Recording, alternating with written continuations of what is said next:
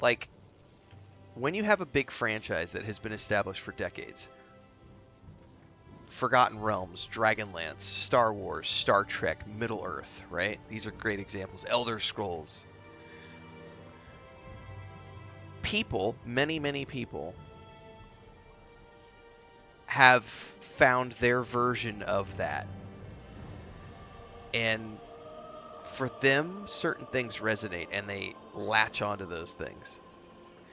The problem is that when you get all of these people together and everyone starts trying to clamor that their version of events is like the best version of events, or that's when things go wrong. But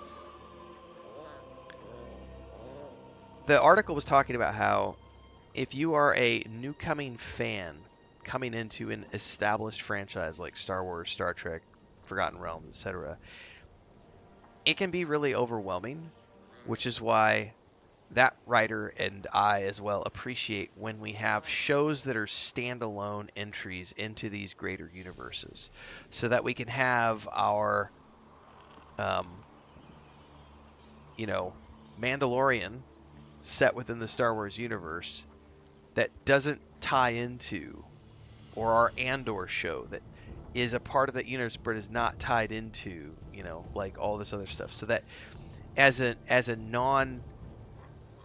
non-believer, you can just jump in and have an adventure without needing to know all of these other things. But the problem is when you have someone who is a lore nerd who doesn't know that their love and passion for the thing is gatekeeping other people from also enjoying that thing. That's the problem that we have.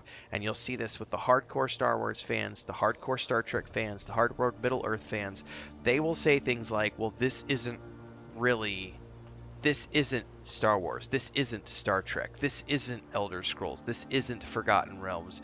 This isn't Blade Runner. This isn't, because they will say this is the version that it's supposed to be. That's the gatekeeping problem that you have with hardcore fans. They get fanatical about it, and it's like the extremely religious who will do and say stupid things because they are an extremist. Right, or that this isn't Fallout, but because it's that's when you get into it. I think that it's great to, like, I love Middle Earth. I have a huge passion for that, and I know a lot about it. I'm not an expert, um, but I do love it, and it's extremely frustrating when I see someone who's extremely passionate about Lord of the Rings Online and has a shared passion with me, but they are off on the extremist end of that totem pole, trying to gatekeep people into watching Rings of Power, and it's like, shut the fuck up. Shut the fuck up. Let people enjoy Middle Earth however they want. Like, there are things I didn't like in the Hobbit films. Like, I really didn't feel that they needed to bring Radagast into those films, but they did, and I get it. It's a great way to get kids to come see the movie. It's a great way to get butts in seats and sell movie tickets. I get it. And over time, as I've watched the extended editions of those films, I have grown to have a grudging appreciation of the introduction of Radagast into those films. But even I can objectively look at those films and say, yeah, that's not lore accurate. Who gives a fuck? Right? If it's fun and it brings new people to the franchise and it brings more people into Middle Earth and it brings people who can share that passion, who cares? Like, let's have more Middle Earth. Let's have more Lord of the Rings. Let's not gatekeep. Let's not say things like Tolkien would have rolled over in his grave and we shouldn't do that. No. That's not how this works. Like, he's been dead for 100 years at this point. I have great respect for him as a writer and everything else, but the franchise has moved on beyond him. Like, it's in the hands of other people now, and there's nothing wrong with enjoying that and having fun with that and playing around in that playground. Same thing with George Lucas and Star Wars. He said he was done with it. He gave it to other people who wanted to expand it. Let them expand it. I am along for the journey. I am happy to see where this universe can go while I am living out the rest of my life.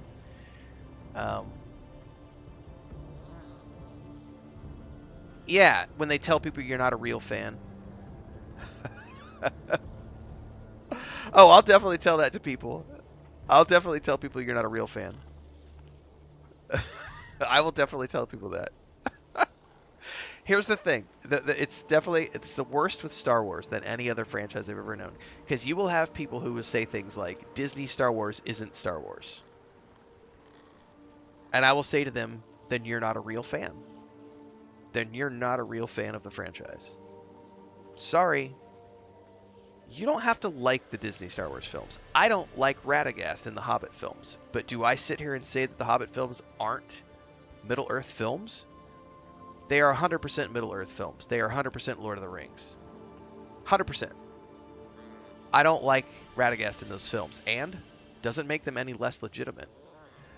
So to say that Disney Star Wars isn't Star Wars is you as a person, not you as the individual, but you don't get to say that because Disney Star Wars is Star Wars.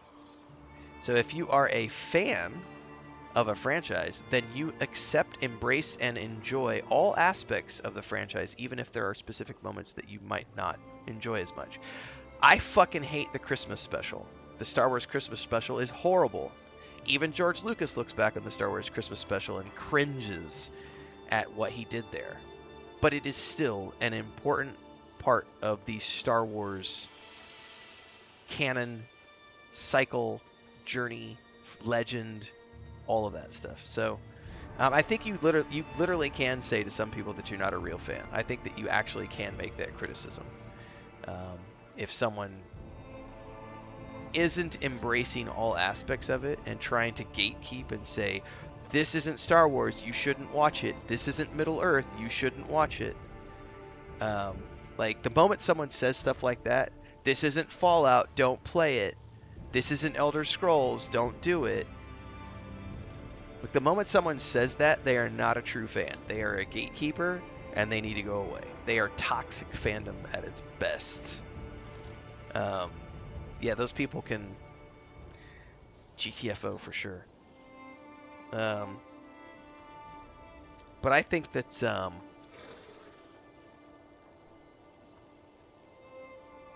yeah, it's yeah. I would say that comes back to toxic fandom at its worst.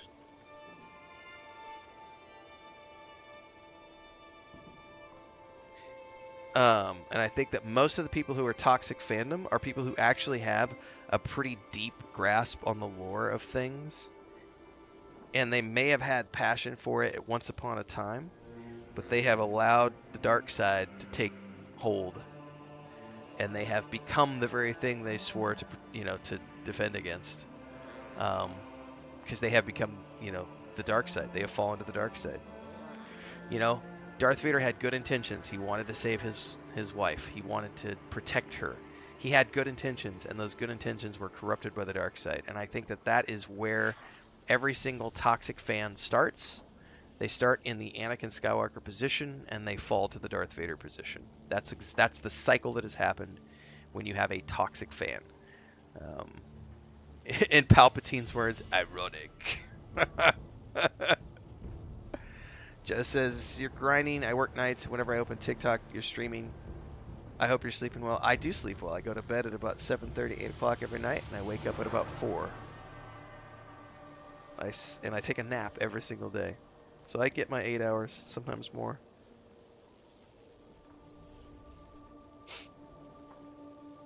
We're getting some banger conversations out of this morning's stream.